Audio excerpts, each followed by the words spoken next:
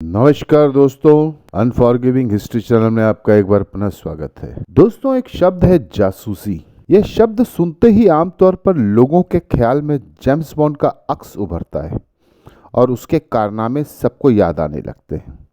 पर इसके इतर बहुत से देशों की संस्थाएं और भी हैं जो इतनी चालाकी और खूबसूरती से काम करती है कि इतिहास बन जाता है। क्योंकि जासूसी का सबसे पहला उसूल ये है कि दाहिने हाथ से अगर कोई काम करो तो बाएं हाथ को खबर नहीं होनी चाहिए। पर दुश्मन अगर बैर मोल लेना ही चाहता है तो अंग्रेजी में एक शब्द है एंटोगेनाइज।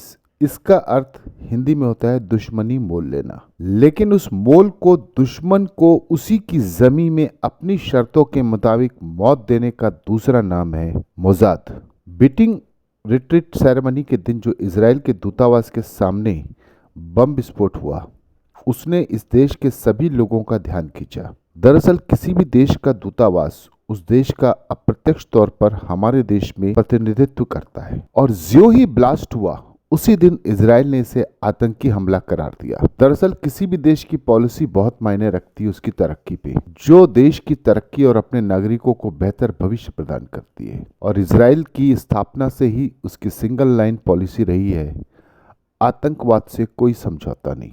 1949 में मोसाद की स्थापना के बाद उसकी स्थापना ही इसी लाइन पे हुई है। दरअसल उस देश के उदय के बाद से उसके चारों तरफ दुश्मन घात लगाकर पूरी कौम को नेस्तनाबूद करने को प्रयासरत आज भी है। पर वो देश ने अपनी जिजविशा और नागरिकों के लिए जो मिसाल कायम की, वो वाकई काबिल तारीफ है।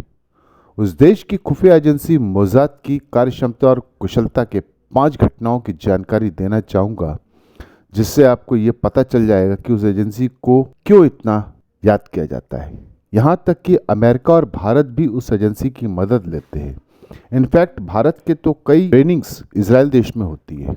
तो आइए, 27 जून 1976 को जब इजरायली यात्रियों से भरी फ्रांस के एक यात्री विमान को अरब के आतंकियों ने अपहरण कर लिया था, तब मोसाद ने अपनी ताकत और बुद्धिमानी के दम पर हजारों किलोमीटर दूर स्थित देश से अपने 94 नागरिकों को सुरक्षित वापस निकाल लिया। युगांडा के एंटेबे हवाई अड्डे पर मोसाद के ऑपरेशन को आज भी पूरी दुनिया में सबसे सफल हाईजैकर्स मिशन माना जाता है। इस ऑपरेशन में वर्तमान में इजराइल के प्रधानमंत्री बेंजामिन नेतन्याहू के बड़े भाई जोनाथन नेतन्याहू भी शामिल थे।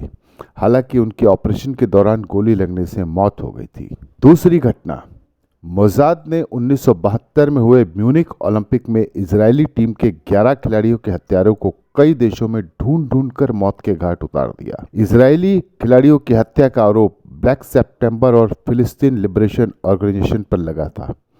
मोसाद की लिस्ट में 11 आतंकी थे जो म्यूनिख में इजरायली खिलाड़ियों की हत्या के बाद अलग अलग देशों में जाकर छिप गए थे। लेकिन मोसाद ने 10 साल के ऑपरेशन में सभी आतंकियों को खोज कर मारा। कहा जाता है कि मोसाद ने सभी 11 आतंकियों को 11 गोलियां मारी थी, और हर आतंकी को मारने के बाद उसके पास एक बुके रखा, जिसमें उन्होंने एक संदेश भेजा, हम सिर्फ बदला ही नहीं लेते, हम ये बताते हैं कि तुम्हें क्या नहीं करना था हमारे देश के साथ। मोसाद ने अर्जेंटीना में 11 मई 1960 को एक ऐसे मिशन को अंजाम दिया जिसकी गूंज पूरी दुनिया में सुनाई दी। यह मिशन इतना सीक्रेट था कि अर्जेंटीना की सरकार को इसकी भनक तक नहीं लगी।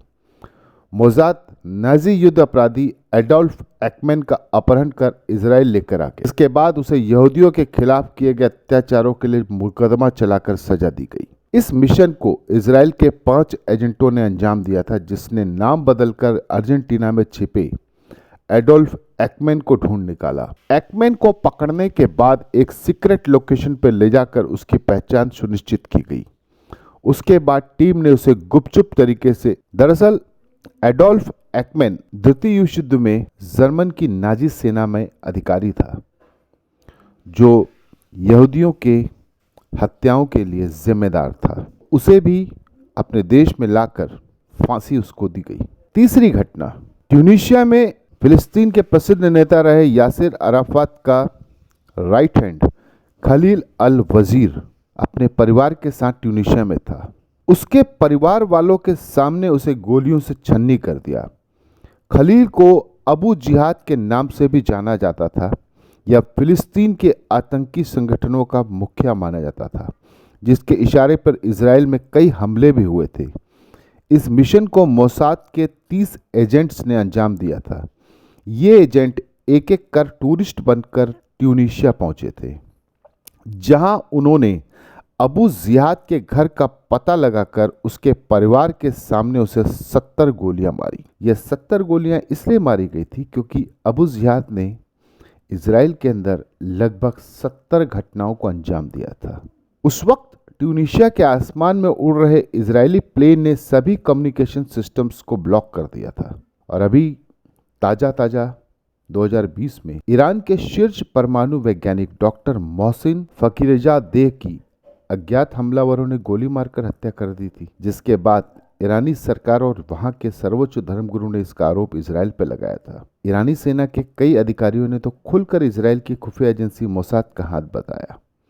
वहां के एक पत्रकार ने तो खुफिया एजेंसियों के हवाले से मोसाद के पूरे मिशन के बारे में डिटेल साझा की, जिसमें बताया गया कि मोसाद के 12 हमलावरों ने कैसे ईरानी वैज्ञानिकों को बुलेट प्रूफ कार से निकालकर गोलियों से भूंस दिया। तो ये कुछ जानकारी थी उस एजेंसी के बारे में, जो आमतौर पर दुनिया के अलग अलग देशों के जासूसी की संस्थाएं जो हैं वहां पर इस तरह के मोड ऑफ ऑपरेंडिस की शिक्षा दी जाती है, सिखलाई दी जाती है। बताया जाता है कि मोसाद ने कैसे कैसे सिचुएशन को हैंडल किया और जीरो टाइम पर उन्होंने अपना काम खत्म करके वापस अपने देश को आ गए। जो डंप डाटा होता है, जिसे एक बोला जाता है, इन्वेस्टिगेशन वाले जो है जानकार उनको पता होगा, डंप डाटा के अंदर सबसे ज्यादा काम करने का अगर किसी को महारत हासिल है